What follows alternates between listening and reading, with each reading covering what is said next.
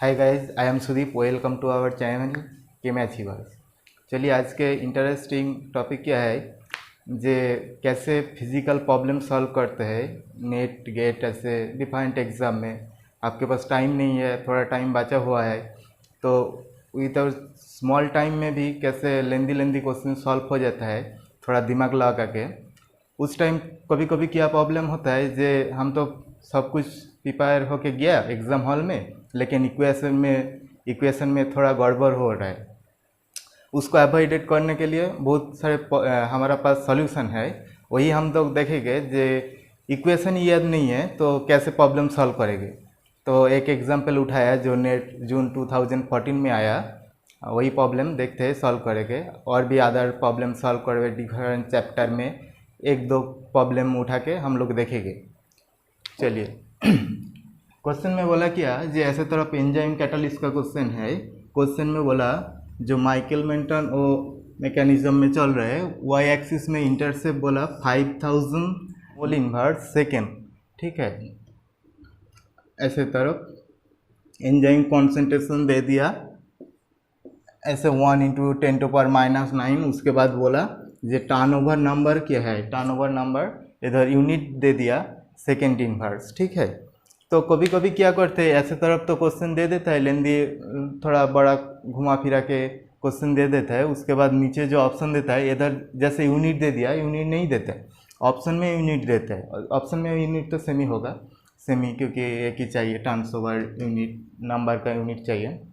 तो ऐसे यूनिट देख के हम लोगों को हो जाएगा कैसे, देखो हमको कुछ पता नहीं इक्वेशन का। जो वाई एक्सिस में जो इंटरसेप्ट होता है,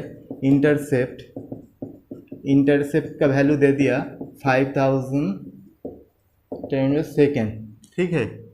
यार क्या दिया, एंजाइम कॉन्सेंट्रेशन, उसका वैल्यू दे दिया जे 1 × 10⁻⁹ ऐसे तरफ।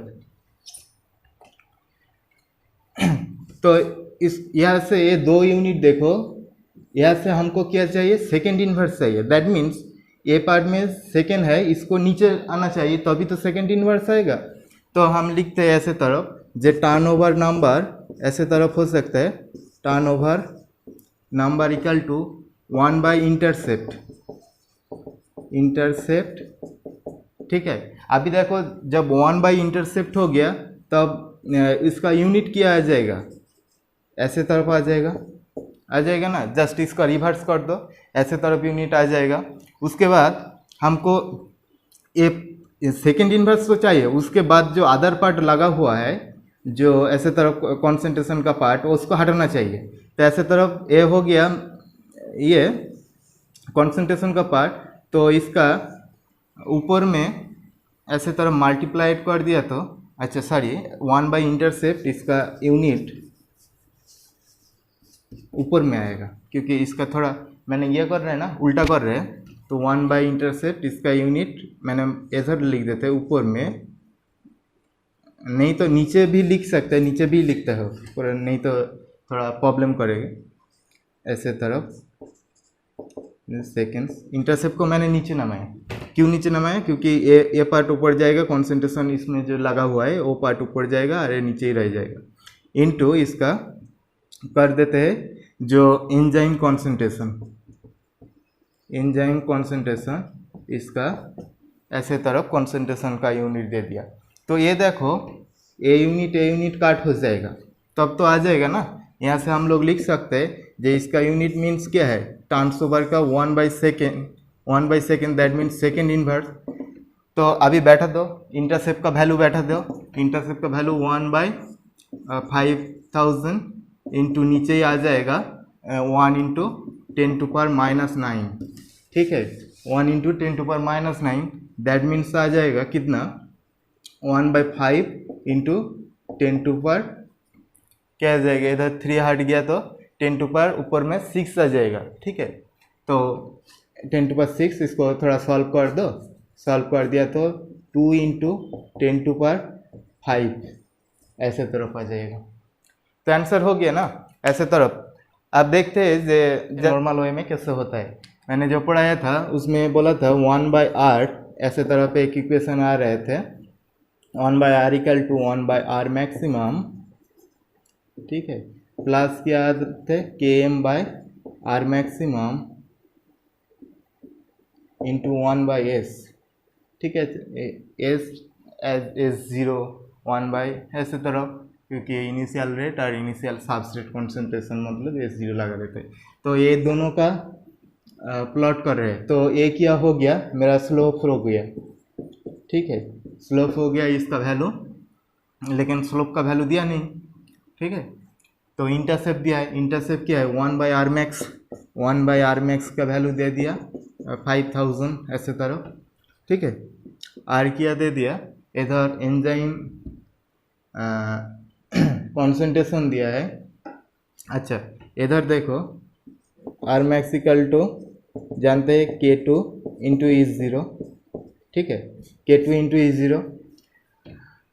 ये जो K2 है ना, ये K2 को ही बोलते हैं TON, टॉन, जो टर्न्स ओवर नंबर होता है, टर्न ओवर नंबर उसको बोलते हैं, ठीक है।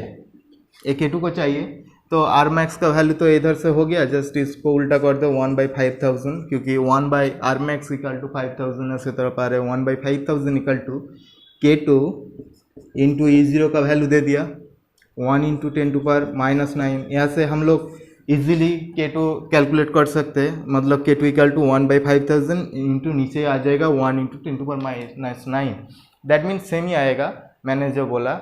लेकिन एक चीज़ है, हर चीज़ में ऐसे तरफ गलती से भी किया करो मत, क्योंकि देखो ये इक्वेशन, एक चीज़ देखो, ये इक्वेशन में सिर्फ सब कुछ टर्म जो यूनिट टर्म है, जिसका यूनिट है उस टर्म ही लगा हुआ है, प्लस माइनस ऐसे तरह कुछ हो सकता है, मतलब लगा हुआ है। लेकिन जिधर यूनिट लेस टर्म लगा हुआ है उधर प्रॉब्लम करेगा, उधर प्रॉब्लम करेगा, यही प्रॉब्लम होगा जो इक्वेशन में सपोज मान लो ऐसे तरफ जो स्फीयर होता है उसका वॉल्यूम क्या होता है 4/3 πr3, ठीक है।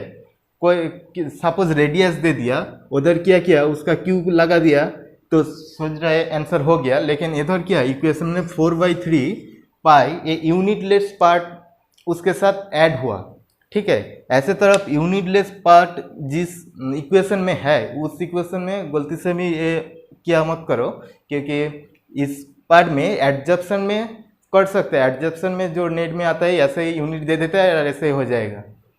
4 मार्क्स में आता है जनरली, 4 मार्क्स एकदम यूनिट देख के हो जाएगा, ठीक है। लेकिन एडजप्शन में यूनिट लेस का पार्ट कोई कंट्रीब्यूशन नहीं है, इसलिए हो रहा है। लेकिन जिधर यूनिट लेस का पार्ट का कंट्रीब्यूशन है इक्वेशन में, उधर नहीं होगा, उधर ऐसे क्या मत करो। तो यही ख्याल रखना चाहिए। चलिए देखते हैं नेक्स्ट क्वेश्चन के। ये भी एक इंटरेस्टिंग क्वेश्चन है, काइनेटिक्स का, गेट 2004 में आया था। क्वेश्चन में बहुत कुछ दे दिया, एक लंबा चौड़ा क्वेश्चन दे दिया, लेकिन आंसर एक लाइन में हो जाएगा। देखते हैं कैसे होता है। क्वेश्चन में बोला एक रिएक्शन 3 स्टेप में हो रहा है, 3 स्टेप में अलग अलग रेट है, K1 K2 K3 ऐसे तरफ रेट है, और ओवरऑल एक रेट है ऑब्जर्व रेट। वो ऑब्जर्व रेट को एक्सप्रेस किया कि K3 इंटू √K1/K2 बोला, तो ऑब्जर्व एक्टिवेशन एनर्जी क्या होगा। एक चीज़ याद रखो, दिमाग पे मैं भी लिख देता हूँ, जैसे तरफ जब रेट होगा, रेट में ऐसे तरफ मल्टीप्लाइड प्लस माइनस ऐसे तरफ अप्लाई हो सकता है रेट इक्वेशन में। लेकिन जब ऐसे तरफ एनर्जी एक्टिवेशन एनर्जी आएगा, ऐसे तरफ मल्टीप्लाइड बाय डिवाइडेड दे के रेट इक्वेशन है, ठीक है, उसको जब एनर्जी में कन्वर्ट करेंगे तब उसका सिंप्लीफाई क्या होगा, multiplied by multiplication by divided ऐसे तरफ इक्वेशन नहीं आएगा, वो सिंपली प्लस एडिशन नेगेटिव ऐसे तरफ प्लस माइनस दे के ऐसे तरफ इक्वेशन आएगा। मतलब ऐसे तरफ मल्टीप्लिकेशन बाय डिवाइडेड कोई टर्म भी नहीं आएगा, तो ये इक्वेशन नहीं होगा। मल्टीप्लाइड हो रहा है इंटू डिवाइडेड हो रहा है, ये इक्वेशन नहीं होगा। ये भी नहीं होगा, देखो इधर डिवाइडेड हो रहा है, E1/E2 हो रहा है, तो मैंने बोला मल्टीप्लाइड और डिवाइडेड तो कोई टर्म नहीं आएगा, ठीक है। ऐसे तरफ सिंपली प्लस माइनस ऐसे तरफ एक ही ऑप्शन होगा, ये भी नहीं होगा, क्योंकि इधर देखो ऊपर में तो प्लस हो रहा है मतलब एडिशन हो रहा है, नीचे बाय E2 मतलब डिवाइडेड हो रहा है। तो एक ही हमारा ऑप्शन होगा E3 E + ½ E1 - E2, half E1 minus E2, ये कैसे होता है तो देखते हैं, सॉल्व करते हैं। ये सिंपली मैंने बोल दिया जो ऐसे तरफ जब k का रेट इक्वेशन रहेगा मल्टीप्लाई डिवाइडेड देके, तब उसका जो ई ऑब्जर्व आएगा एक्टिवेशन एनर्जी देके इक्वेशन आएगा, तब ऐसे तरफ कोई टर्म ही नहीं आएगा, मल्टीप्लाई डिवाइडेड ऐसे तरफ टर्म ही नहीं आएगा। सिर्फ कैसे टर्म आएगा, ऐसे तरफ प्लस ऐड हो रहा है क्या माइनस हो रहा है, ऐसे तरफ टर्म आएगा, पूरा इक्वेशन ऐसे तरफ आएगा। ठीक है, तो देखते हैं इसको सॉल्व करके कैसे ए इक्वेशन ही D option number D correct होता है। तो देखते हैं के observe equal to K3 root over K1 by K2। अच्छा, जनरल इक्वेशन में K equal to A into E to पर minus A by R T होता है। ठीक है, और ये को इधर ई लिखता हूँ।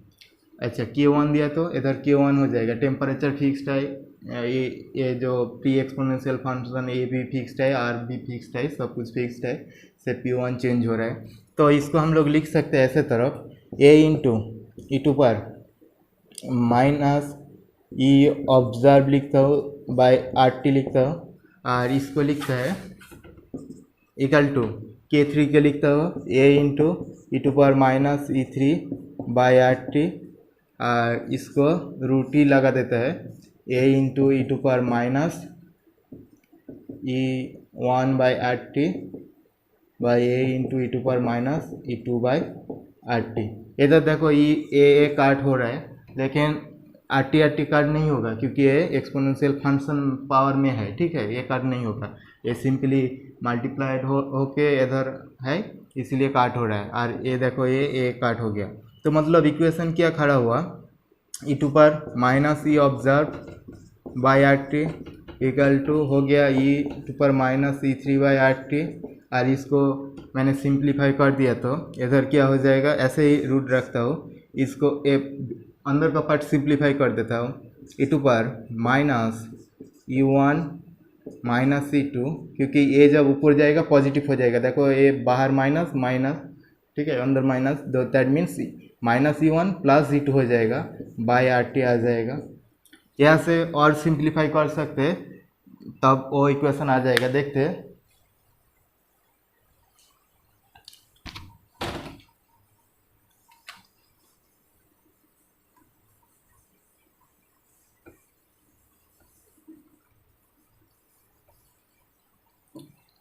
देखो ये ऐसे कैसे सिंप्लीफाई होगा, ln लेके। ठीक है, लॉग कब लेते हैं, जब 10 बेस होता है, लेकिन इधर 10 बेस नहीं है, इधर ई बेस है, तो इसलिए ln लेता है, ई टू पर पावर में है, ln लेता है।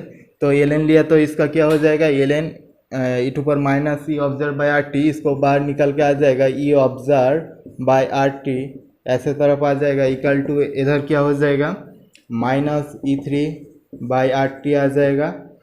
इसको दो पार्ट हो जाएगा, क्योंकि इधर देखो टोटल को ln होगा, तो टोटल के ln हो गया, तो इधर मल्टीप्लाइड है ना, तो इधर ए पार्ट क्या हो जाएगा, पॉजिटिव टर्म में आ जाएगा, प्लस ओ पार्ट, तो दैट मीन्स प्लस क्या हो जाएगा, प्लस हो गया, इधर ऐसे तरफ हो जाएगा, मैंने ऐसे तरफ ब्रैकेट दे के लिखता हूँ, minus E1 plus E2 by R T हो गया। तो हर तरफ आर टी काट हो जाएगा, ऐसे तरफ। अच्छा, ये रूट ओवर है, रूट के लिए इधर एक हाफ आ जाएगा, हाफ आ गया, तो ऐसे तरफ सिंप्लीफाई कर दिया तो इक्वेशन क्या आ जाएगा, ई ऑब्जर्व इक्वल टू आ जाएगा E3 माइनस कॉमन ले रहे, तो that means E3 minus half of इधर आ जाएगा क्या, E2 माइनस E1, ऐसे तरफ आ जाएगा। ठीक है, तो यही हमारा इक्वेशन बन जाएगा। जो इक्वेशन, और देखो ये इक्वेशन में कोई मल्टीप्लाइड के टर्म नहीं है, सिर्फ एडिशन सब्सट्रैक्शन हो रहा है, मतलब प्लस माइनस ऐसे तरफ कुछ हो रहा है, यही हमारा टर्म है। ठीक है, और वो जो आंसर में दिया था उसको क्या किया था, इधर पॉजिटिव था, तो थोड़ा इधर माइनस को कॉमन ले लो, ये हो जाएगा E3 plus half of E1 minus E2 हो जाएगा। यही शायद आंसर था। ठीक है, समझ में आ रहा है बात। तो चलिए देखते हैं नेक्स्ट क्वेश्चन, दूसरा चैप्टर के। एक एक चैप्टर के ऐसे एक दो क्वेश्चन उठाए गए, देखेंगे वीडियो, नहीं तो वीडियो लंबा हो जाएगा, थोड़ा इंटरेस्टिंग नहीं रहेगा। और ऐसे ही तरह वीडियो आएगा और भी थोड़ी देर बाद। पहले हम लोग सिलेबस को कंप्लीट करेंगे, उसके बाद ऐसे तरह वीडियो ही लेके आएगा। जो वीडियो कोई नहीं दे सकता है हम भी देंगे। चलिए देखते हैं। ये और एक इंटरेस्टिंग क्वेश्चन है ग्रुप थ्योरी का। ये क्वेश्चन एक्चुअली जनरली जो लोग फिजिकल पढ़ते नहीं उसके लिए एक्चुअली है नहीं। जो लोग फिजिकल पढ़ते हैं लेकिन क्वेश्चन को जल्दी सॉल्व करना चाहते उसके लिए ये प्रेफरेबल होगा, क्योंकि ये बहुत सारे डाटा है, बहुत कैलकुलेशन करना पड़ता है। लेकिन मैं भी थोड़ा कैलकुलेशन काट कर सकते हो। कैसे कर सकते हो?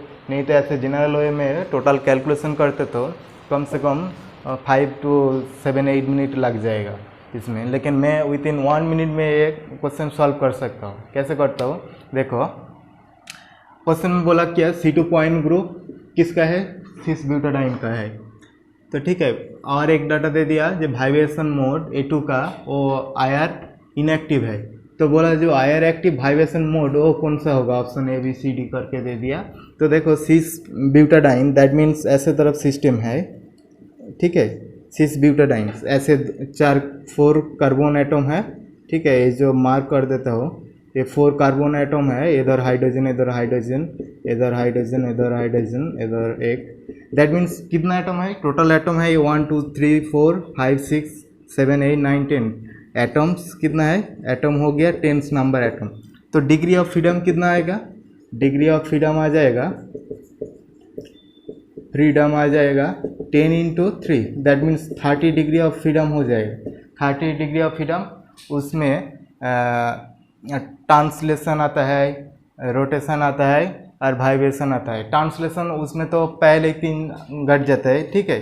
पहले 3 चला जाता है, उसके बाद रोटेशन चला जाता है 3, उसके बाद वाइब्रेशन आएगा, ठीक है। ये तो ऐसे तरफ लीनियर मॉलिक्यूल नहीं है सिस ब्यूटाडाइन, ठीक है। तो देखते हैं। तो इधर क्या आ जाएगा? जो वाइब्रेशन डिग्री ऑफ फ्रीडम होगा, वाइब्रेशन डिग्री ऑफ फ्रीडम आ जाएगा। टोटल वाइब्रेशन डिग्री 30 - 6 आ जाएगा, 24 आ जाएगा, ठीक है। तो दैट मीन्स ये जो टोटल कैरेक्टर है इसमें मिला के 24 होना चाहिए। लेकिन इधर प्रॉब्लम एक ही है, वाइब्रेशन मोड में भी A2 कितना है वो पता नहीं। A2 तो IR इनएक्टिव हो जाएगा ना, इसीलिए IR एक्टिव मोड चाहिए। नहीं तो टोटल ऐसे तरफ A2 को भी ऐड कर देता तो 24 हो जाता था। लेकिन A2 कितना है वो पता नहीं, तो हमको पहले ही देखना चाहिए A2 कितना है। तो माइनस कर देंगे 24 से, तो हमारा आंसर आ जाएगा। देखते हैं।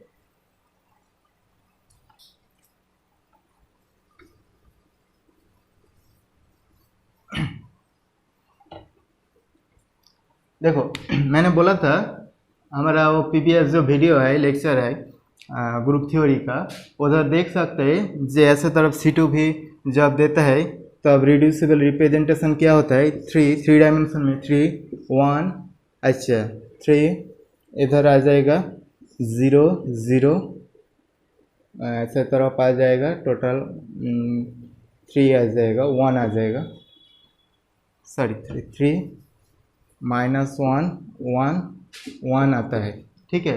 इधर रिड्यूसिबल रिप्रेजेंटेशन ऐसे तरफ आता है। लेकिन जब ऐसे तरफ एटम को भी काउंट करते हैं टोटल, ठीक है, टोटल विथ एटम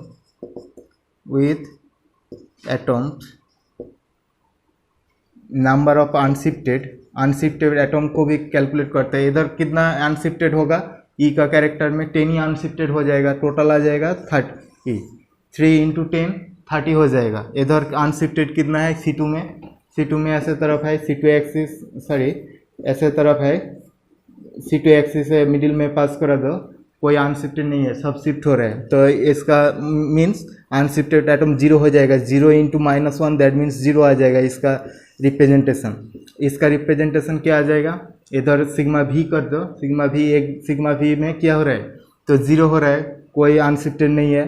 तो 0 × 1 दैट मीन्स 0 आ जाएगा। और एक सिग्मा V डॉट जिसको बोलते हैं वाइज ऐसे तरफ, वो उसका क्या हो जाएगा? उसका 10 ही अनशिफ्टेड हो जाएगा। दैट मीन्स 1 × 10 दैट मीन्स 10 आ जाएगा।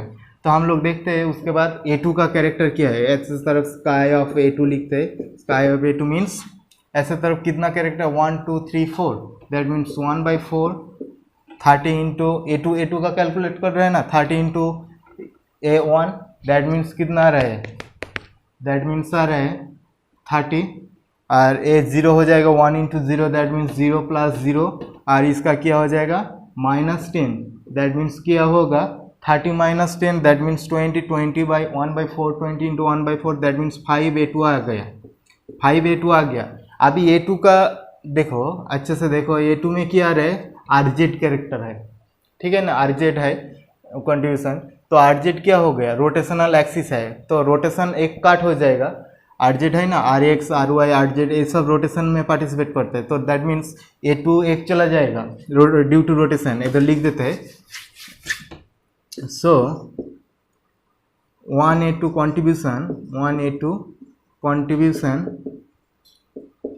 रोटेशनल एक्सिस, रोटेशनल मोड, एक A2 क्या करेगा, रोटेशन मोड में कंट्रीब्यूशन करेगा। अभी बचा हुआ A2 कितना है, 4 है, तो रिमेनिंग A2 कितना है, 5 - 1, दैट मीन्स 4 है, तो ये 4 टोटल वाइब्रेशन में पार्टिसिपेट कर रहा है, दैट मीन हमारा उधर क्या था 24 वाइब्रेशन मोड था, 24 वाइब्रेशन मोड से A2 4 कंट्रीब्यूशन कर रहा है, दैट मीन्स 24 - 4 कर दो, 20 मोड आना चाहिए टोटल। देखते हैं इधर क्या है, 20 मोड आना चाहिए, तो इधर देखो ये ऑप्शन 9 13 9 3 12 12 8 20, ये 20 है, तो ये हो सकता है। ये मोड देखो कितना है, ये तो होगा नहीं, ये देखो होगा नहीं, ये देखो ये हो सकता है, लेकिन इधर कन्फ्यूजन है, ये ऑप्शन होगा ना डी ऑप्शन होगा, अब मैं मार्क कर देता हूँ डी ऑप्शन होगा, क्योंकि इधर देखो और एक चीज़ दिखाई दे रहा है, जे A1 का कैलकुलेशन करना पड़ेगा, सीधे सीधे A1 दिखाई दे रहा है, जे एकदम जल्दी जल्दी कैलकुलेशन क्या हो जाएगा, ऐसे तरफ 1/4 ऊपर में लिखता हूँ 1/4, उधर क्या था 30 00 मिडिल में था, तो 00 तो 00 हो जाएगा, और इधर 1 इंटू 10, दैट मीन्स क्या आ जाएगा 10 आ जाएगा, +10 आ जाएगा, दैट मीन्स इधर कंट्रीब्यूशन क्या है, A2 का 10 कंट्रीब्यूशन है, 1/4 इंटू 40, दैट मीन्स 10 आ जाएगा। 10 कंट्रीब्यूशन में 1 कंट्रीब्यूशन चला जाएगा, किस में चला जाएगा, ट्रांसलेशन में चला जाएगा, ठीक है, क्योंकि इधर ट्रांसलेशन मोड जो मेन एक्सिस दिया है इधर है, तो ट्रांसलेशन में चला जाएगा, तो रिमेनिंग कितना हो जाएगा 9 हो जाएगा, तो हमारा करेक्ट आंसर क्या हो जाएगा, डी ऑप्शन करेक्ट आंसर हो जाएगा। तो देखते हैं कितना जल्दी सॉल्व हो गया, पूरा सॉल्व करते तो बहुत टाइम लगता था, मैंने बाईपास करके सॉल्व को हटा दिया, थोड़ा रिड्यूस कर दिया। देखते हैं next question, vital interesting question, net में एक बार आया था, नेट जून 2012 में आया था। क्वेश्चन में कैलकुलेशन ज़्यादा है, ऐसे नॉर्मल वे में किया तो कैलकुलेशन बहुत लंबी हो जाएगा, क्योंकि इंटीग्रेशन का पार्ट आएगा ना, लेकिन हम उसको अवॉइड कर सकते हैं, इजीली अवॉइड कर सकते हैं, ऐसे नॉर्मल स्टूडेंट कोई भी स्टूडेंट लगा देते हैं, एकदम करेक्ट आंसर लगाएंगे। कैसे आंसर लगाएंगे देखो, क्वेश्चन में बोला क्या, the probability of the finding particle in 1 dimension box with length L, एक बॉक्स का जिसका लेंथ L है उसका प्रोबेबिलिटी कितना है, ग्राउंड स्टेट में n = 1 स्टेट में with region L/4 to 3L/4 region में कितना प्रोबेबिलिटी है फाइंडिंग पार्टिकल का। तो हम लोग जिसका थोड़ा याद है, जो फिजिकल पढ़ते नहीं लेकिन क्लास में तो देखा, लेकिन फिजिकल MSc में थोड़ा किया, थोड़ा कुछ याद है, ऐसे तरफ जो कार्व देखा था जिसका n = 1 और particle in box 0 to L region में होता है, ऐसे तरफ कार्व, जिन्होंने ऐसे तरफ कार्व देखा 0 to L रीजन में पार्टिकल इन 1 डायमेंशन बॉक्स में with in ground state n = 1 state में, ग्राउंड स्टेट में, इसको देखो रीजन बोला L/4, ऐसे तरफ मैं डॉट कर देता हूँ, L/4 to 3L/4 रीजन में किया।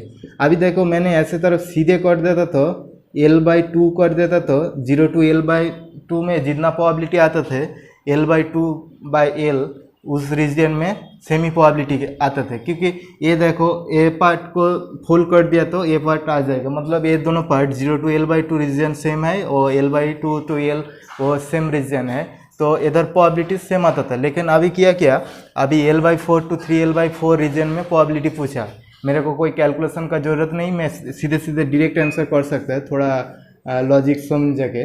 देखो ऐसे तरफ एक बॉक्स है रेक्टेंगुलर बॉक्स है जिसका लेंथ सपोज मान लो 0 to L में है, ठीक है, उसका 4 पार्ट ऐसे तरफ काट किया तो क्या आ जाएगा, एकदम इक्वली ऐसे तरफ रेक्टेंगुलर है तो हर पार्ट का कंट्रीब्यूशन क्या आ जाएगा 1/4 करके आ जाएगा। तो ऐसे तरफ L/4 to 3L/4 में टोटल प्रोबेबिलिटी आएगा क्या, कितना कंट्रीब्यूशन आएगा, इधर L/4 इधर L/4, दैट मीन्स हाफ आ जाएगा। लेकिन इधर तो इक्वली फेस नहीं है, इधर कार्व टाइप है और दिखाई दे रहा है एकदम सीधे सीधे जो मैक्सिमम प्रोबेबिलिटी इधर L/4 to 3L/4 रीजन में है, दैट मीन्स हाफ से ज़्यादा होगा प्रोबेबिलिटी। तो वो एक ही ऑप्शन है 1/2 प्लस 1/π, यही ऑप्शन होगा, ऑप्शन नंबर सी, ये कोई नहीं होगा, ये सब ऑप्शन काट हो जाएगा।